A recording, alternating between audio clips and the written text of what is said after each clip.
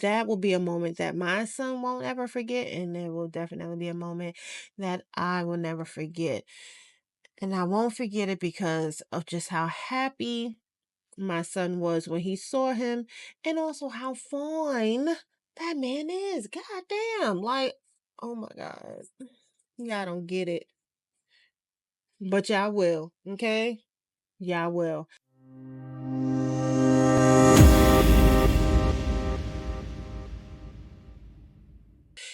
Hey, Candid Crew, and welcome back to a special episode of If I May Speak Candidly, where we dive into the crazy world of wrestling from the comfort of my domain. This is a special episode because normally I record over the weekend, but this weekend was a little hectic, so I'm actually recording this Monday night right after WWE Raw. So I will be talking about what happened on Raw in real time. So y'all don't have to wait a week to hear what I thought about it. You're going to hear about it tonight. I will also be talking about all the other things that had happened over the weekend, including AEW's pay-per-view, and I will also be sharing the story of me taking my son to his first wrestling meet and greet. This today he had an opportunity to meet the main event, Jay Uso. And he was really excited, so I will be sharing that story as well. So, before we get into the topics, please make sure that you like, share, comment, and subscribe. We finally made over 100 subscribers. Thank you, Jesus. We are finally over 100 subscribers. Now we're on the journey of 200 subscribers. So we're going to keep pushing, y'all. We're going to keep pushing until, until we hit the thousands. Once we hit the thousands, then we're really going to be in business. You know what I'm saying? Like, we will really be in a good place. So, without further ado, let's get to these topics.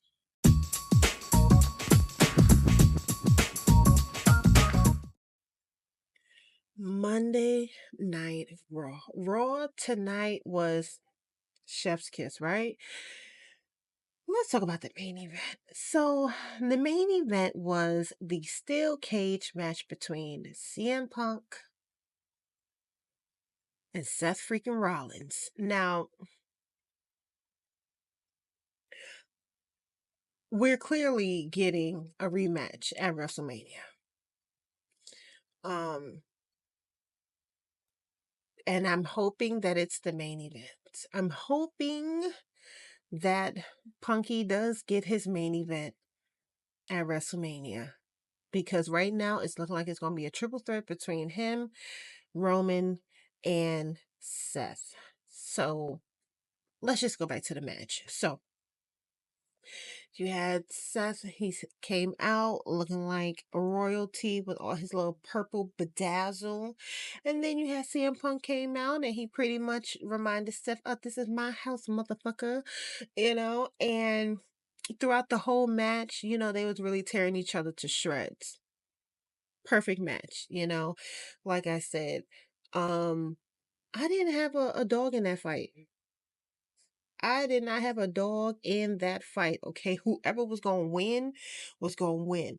I did not have a favorite. I did not have, well, who would you like to see win? You wasn't going to get that out of me, okay? I wanted them both to do whatever it was that they had to do.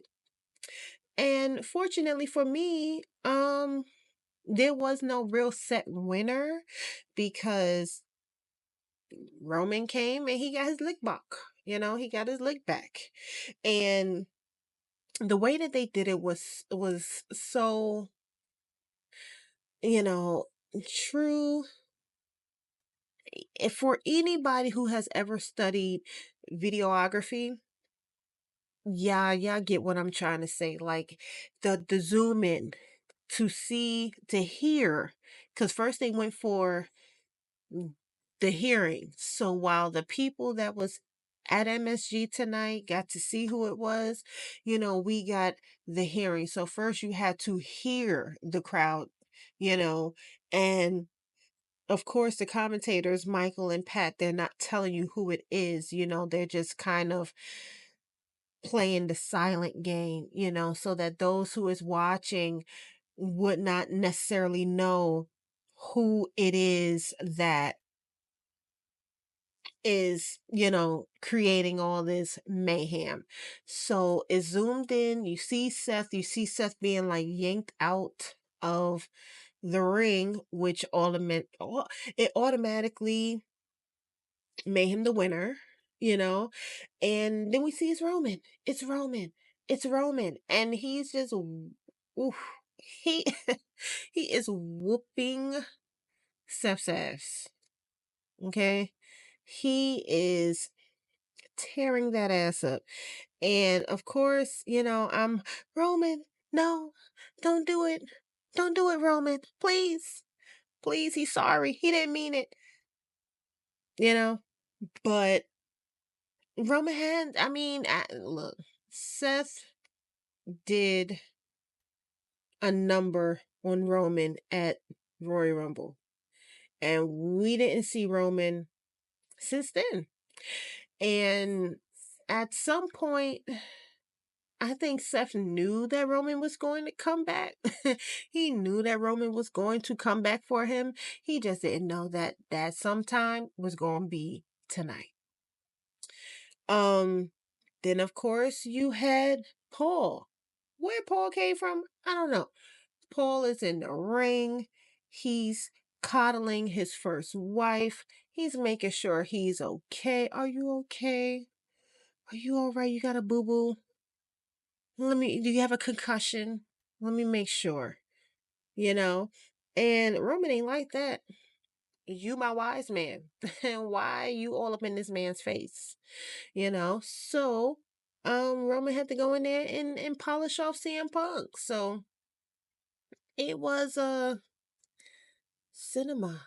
How else can you describe that? How else can you what other words can you put into that but cinematic? You know, uh it was a perfect climax, honestly. It was a great way to end the show. Again, thank you, Paul, for doing your big one once again. Then, of course, you had the segment with Bianca, Rhea, and Iyo Sky. Iyo Sky came out. She had a brief interview with Michael Cole, spoke about her winning the title and how excited she is to go to WrestleMania. Bianca was then called out. Bianca came out, and pretty much she was overall just, hey, I'm happy you won. Looking forward to fighting you at WrestleMania. Rhea wasn't trying to hear that. Rhea came out and she pretty much pressed Bianca. She pressed her. Like, you was cheering for her. And I thought we was cool. I thought we were friends. Well, there's something wrong with that picture. And I need you to explain yourself. And Bianca felt like, girl, I don't have to explain a damn thing. I don't have to explain nothing. I did what I did. What's done was done. Do you want to fight about it? Honestly, Rhea don't run from the smoke, and neither does Bianca. So it was about to get really testy. Okay, it was getting really hot under the collar. Um, it was getting very violent in the ring. They disrespected the champion. Rhea mushed Iyo, and then Bianca mushed Iyo too, and Iyo had to slap both of them. Like, you gonna put some respect on my name. You gonna put some respect on my name. And that was pretty much it. So triple threat, yeah, that is what it's looking like. Technically, technically it should have been a disqualification last week.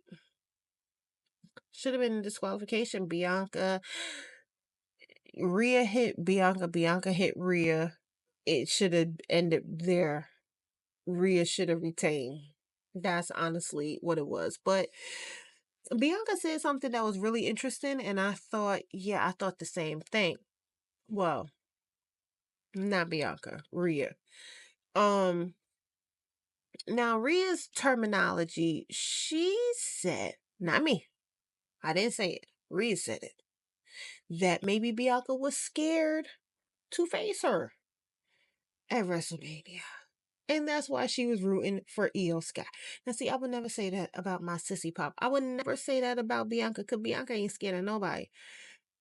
Now, what I did say was maybe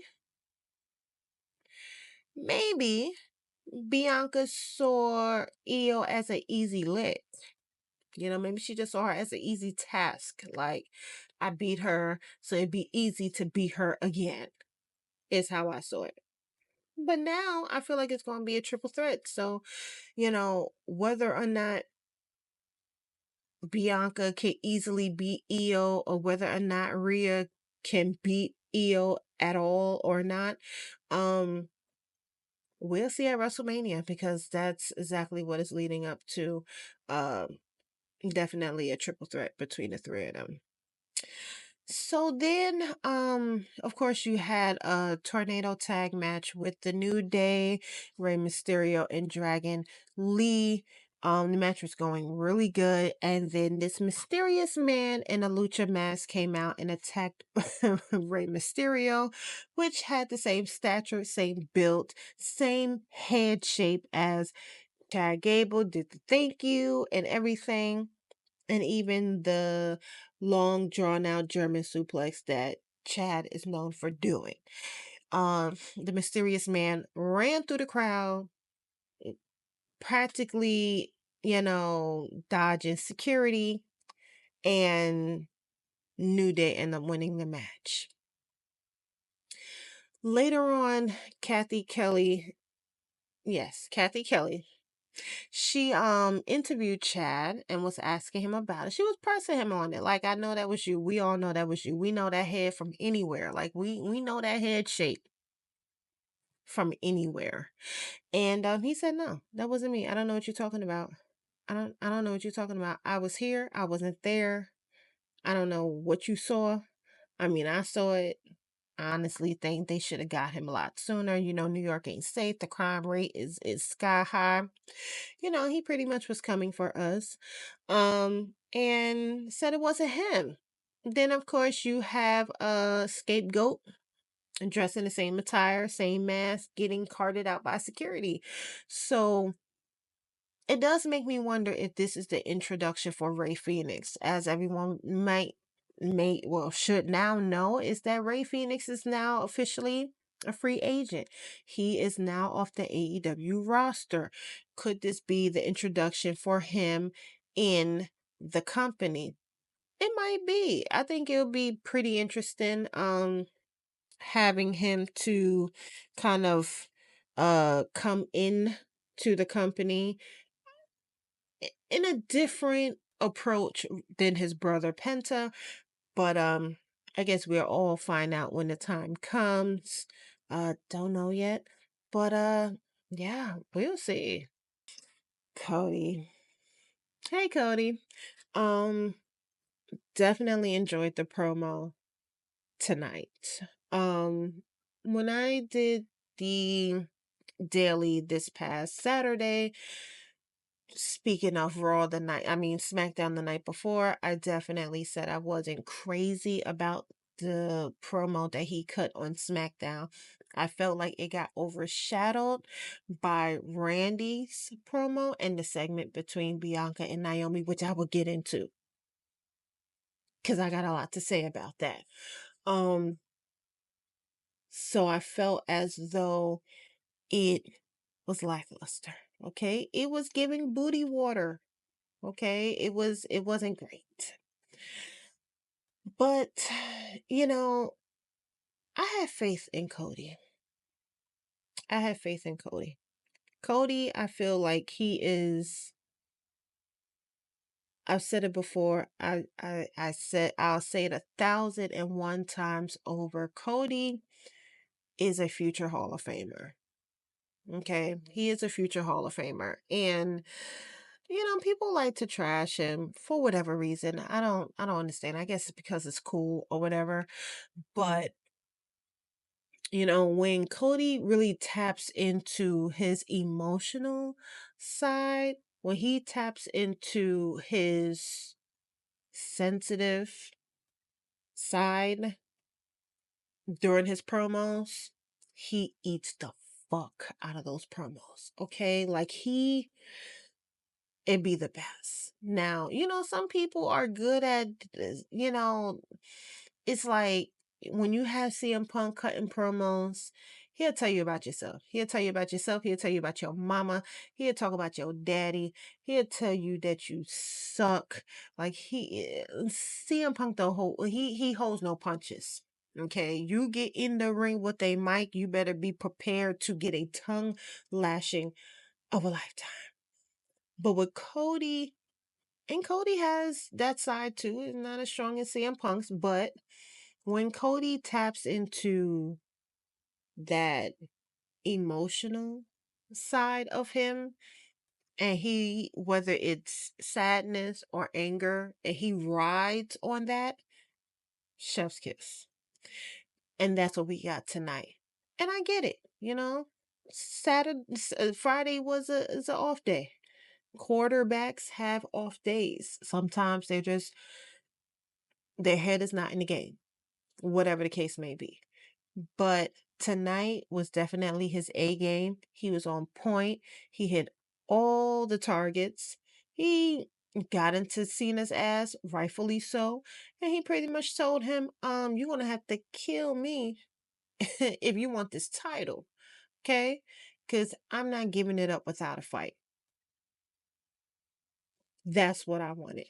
That's exactly what I wanted. And Cody gave it to us. So I am just so proud of my champion. He did what he was supposed to do. And yeah, I'm looking forward to you whooping John Cena's ass at WrestleMania.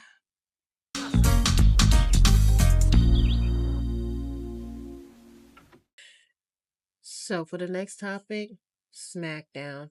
Um Mainly I just want to talk about the promo between Bianca, Naomi, and Jade. That's really all I want to talk about from SmackDown. Okay. That promo gave me it was giving Housewives of Atlanta meet, I don't know, it was kind of giving one of those reality shows. I'm trying to think of what reality show comes to mind, but it was definitely giving good reality TV. Okay, because Bianca came out, she asked Trinity to come out, Trinity slash Naomi. Naomi came out, had the bedazzled neck brace on. She looked good. Okay, if there's anything about Miss Naomi, is that she gonna look good in whatever she got on. And she came out, and overall, Bianca asked her, "Did you attack Jay?" Now, first, Naomi wasn't trying to answer. Naomi said, "Look, sis, you worrying about the wrong things. Girl, like, what are we talking about her for? Okay, like, I'm the one that got my ass whooped. Okay, she hemmed me up. Okay, she tore me a new one. All right, but see, that's all in the past. We don't have to talk about that. We need to be focusing on getting our titles back, and you need to be focused on going to WrestleMania. That's what we need to be talking about. We don't need to be talking about nothing else." Bianca felt like she was being gaslighted. She felt like, look, you playing with me. You need to tell me the truth. And eventually, Naomi did. Naomi told her she did it. And she did it for Bianca. She did it for Bianca because she felt like Jade has been riding on her coattails. She felt like she felt like a third wheel. She felt like she was being left behind. She felt like she wasn't being cared for or looked after, you know? And she felt like Jade wasn't looking out for Bianca the way that she could. And, I think it just broke Bianca's heart. It broke her heart to think that Naomi would do that to Jade. Maybe that's the way it's supposed to look, okay? Because here's the thing. And look, I'm already hemmed up in the corner because of Bianca. Like, she be saying my shit. Okay? She be seeing my shit. And, you know, I just don't want to get beat up by her. Okay? So I'm going to share my thoughts on this very carefully. Okay. Naomi came out and she said she did it for Bianca. She said she felt like Jade wasn't overall being a team player. Kind of gave that she don't like Jade. And I'm trying to figure out why. Why she wouldn't like Jade. So that happens. Then it was something else that she said that kind of made me wonder how much of this did Bianca truly not know. And it was the fact that she called Bianca an ungrateful bitch after Bianca walked out on her. And of course, that could easily be, oh, you're just ungrateful. Like I put my neck out on, I put my neck on the line for you. I put you know, my livelihood on the line for you, and you gonna walk out on me. So it kind of gave it. It could be that. But what I really feel is I did something for you so that your hands wouldn't be dirty. I did the dirty work so that you could remain clean in the whole situation. And for Bianca to turn on her, it kind of gave like maybe Naomi, isn't done with her. And I don't think Naomi is. Now, after that, of course, Jade comes out. She kind of stops in front of next to Bianca. She kind of glances at Bianca. Bianca like, hey, do you. Do what you got to do. And so she proceeds to whoop Naomi's ass once again. Now, the last words of Naomi that we have heard that night was Bianca. She called for her friend. Interesting enough, I saw a post sharing how when Bianca and Naomi, well, when Bianca and Jade were tag team partners, they always matched. And Naomi was always kind of like the third wheel. When Naomi and Bianca was tag team partners, they matched. And they wasn't matching. Well, they was matching on SmackDown. Bianca was wearing black. Naomi was wearing black. Jade was wearing white with red. Like, I guess blood all over it. And I'm thinking that it's not over between Bianca and Naomi. And if we're really going to follow the whole story about how they have matched as tag team partners, there could be a little web between Bianca and Naomi that is still attached for the simple fact that they both were still matching that night. They both was wearing black and Jade was wearing white. Same thing at the Royal Rumble. I mean, not the Royal Rumble. The same thing at the Elimination Chambers. They both was wearing white. They both was matching. that night. So I'm this hair. This hair is just getting on my nerve. So I'm definitely thinking that there's a bond between Bianca and Naomi. And I don't think Bianca's gonna completely cut Naomi off like that.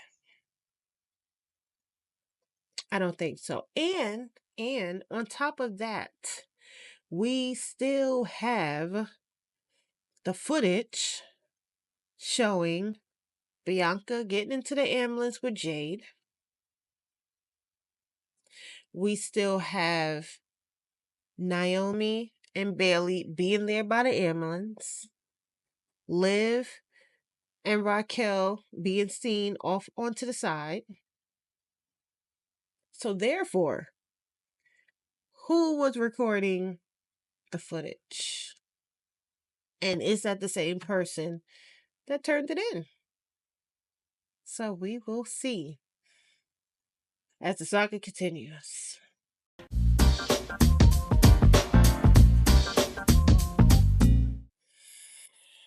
Revolution. Revolution was, I'm not gonna lie, I didn't really watch it. I did see bits and pieces of it, definitely. I just mentally was not here yesterday to really watch the pay-per-view. But I did see bits and pieces of what was going on. Tony Storm, she retained. Mercedes, she retained. Okada, he retained. Um, Takeshita, he of course lost to Kenny Omega. Ricochet lost to Swerve, making Swerve the number one contender against Jon Moxley. Um, Will beat Kyle Fletcher. Uh, Hangman beat MJF, which cowboy shit. Um, but overall, let's just get to the main event, which was Jon Moxley and Colt. So, well, I think we all knew. Anyone who watches AEW knew that Christian was going to try to cash in on the match, and he did. And I'm just so sad that it failed miserably because he came out, he signed the contract. He he really should have won, honestly.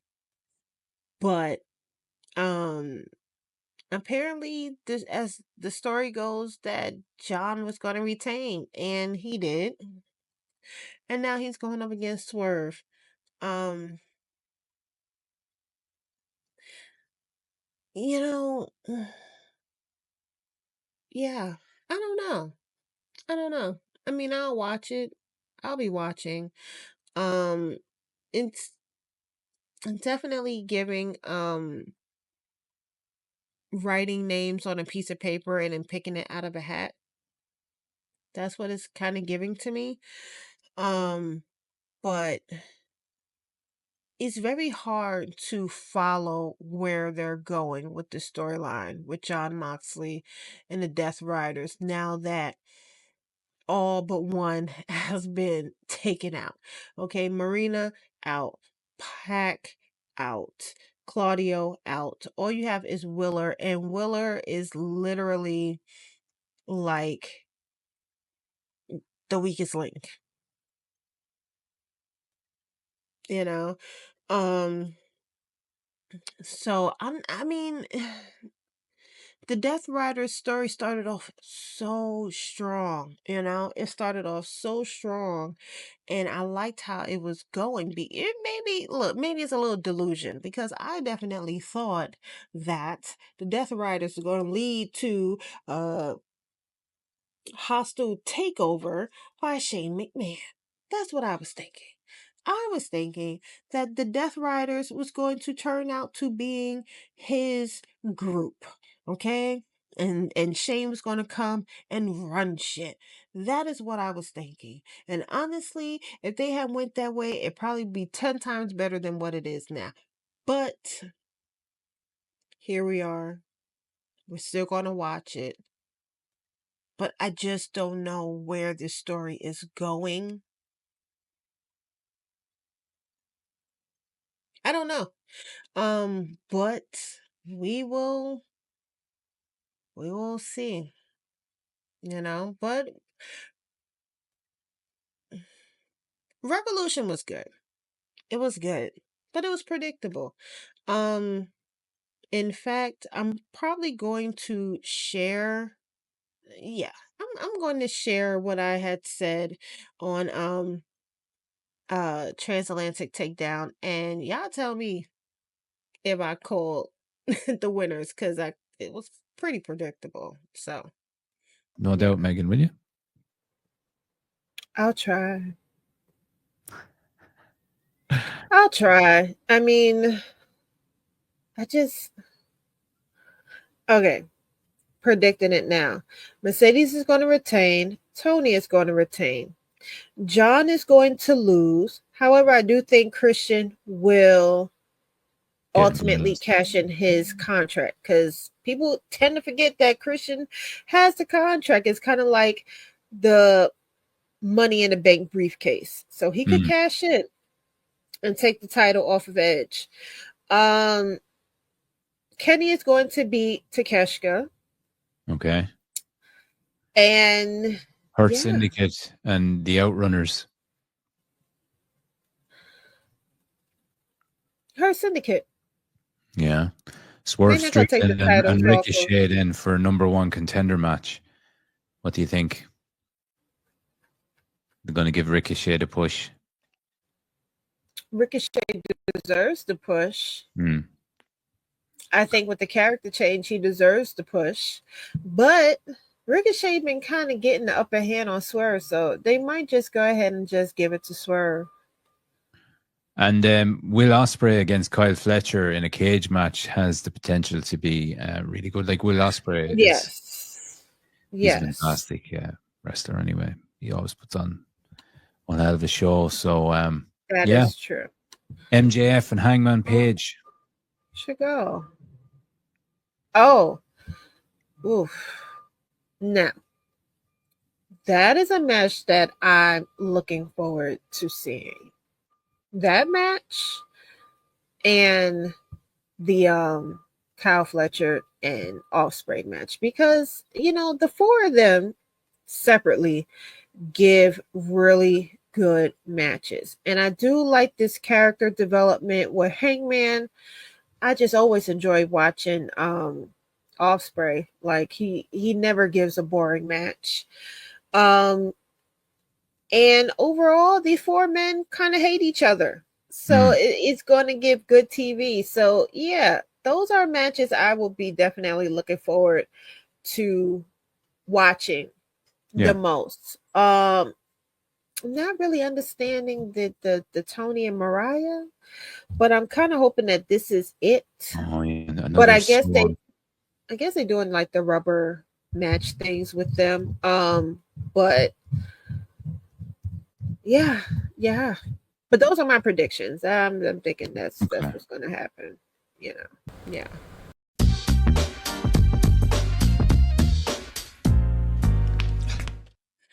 So, of course, the last topic of this week is definitely going to be me taking my baby to his first WWE meet and greet with Main Event Jay Uso.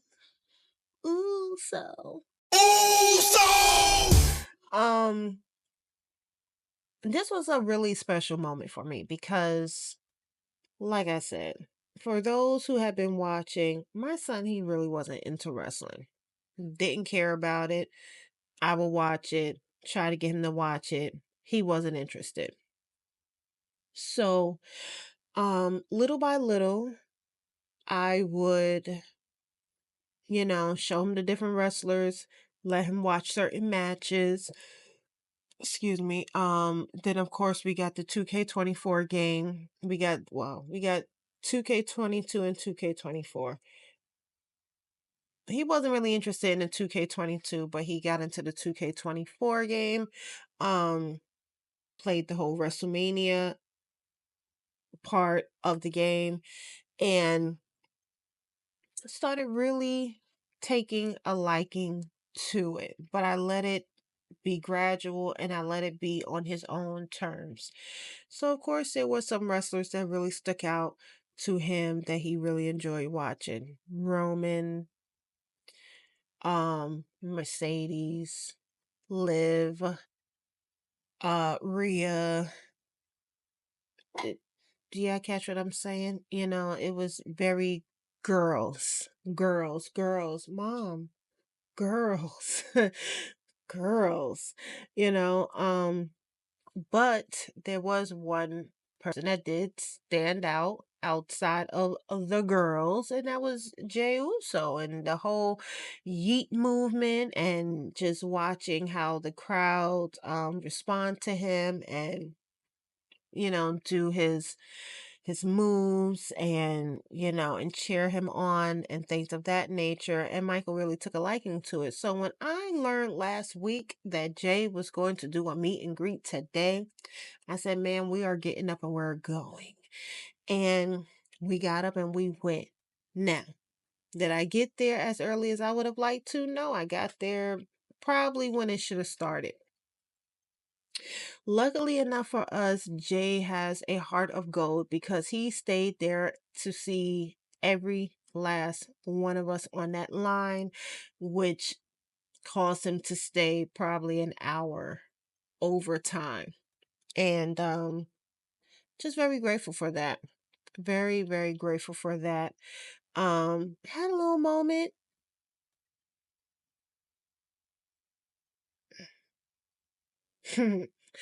um, I'll put it this way. For all of the women who have met Jay, who have seen Jay, who had the opportunity to talk to him, I get it. I understand. I get it. I actually understood and I got it before I met him, but then I met him today and I completely understand. Oh, yes. Testify. I get it. Okay. There is something about him.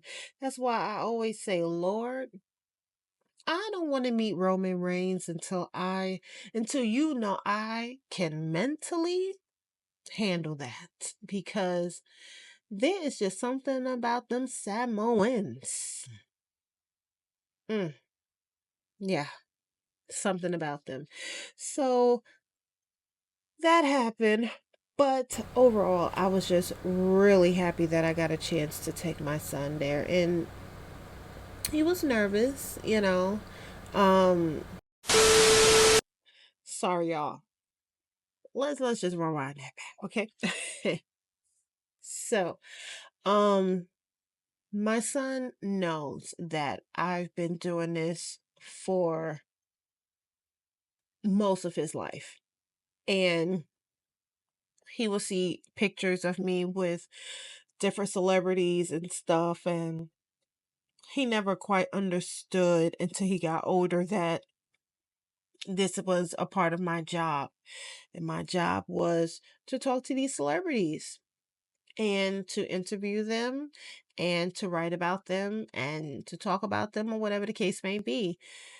So, for the first time, we got to share that moment together, and I could see how nervous he was. And, I am going to share this part of the video and tag Jay in it, and I hope he does see it because I want him to understand that he really, really, really made my son's day.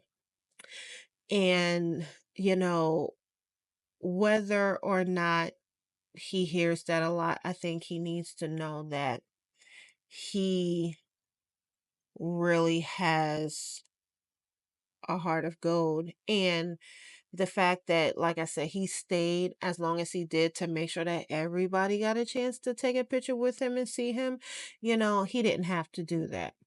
He really didn't. Um, so just so appreciative of that. And whether or not he remembers, which he probably wouldn't, because I'm sure he sees millions of people a year, just all over the place. That will be a moment that my son won't ever forget, and it will definitely be a moment that I will never forget.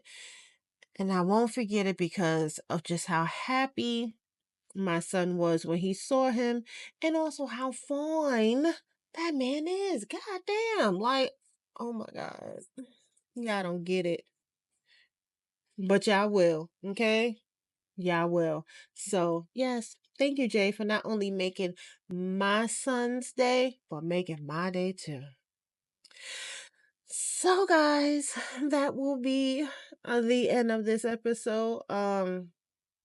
It's a rush. Why? Because I am tired.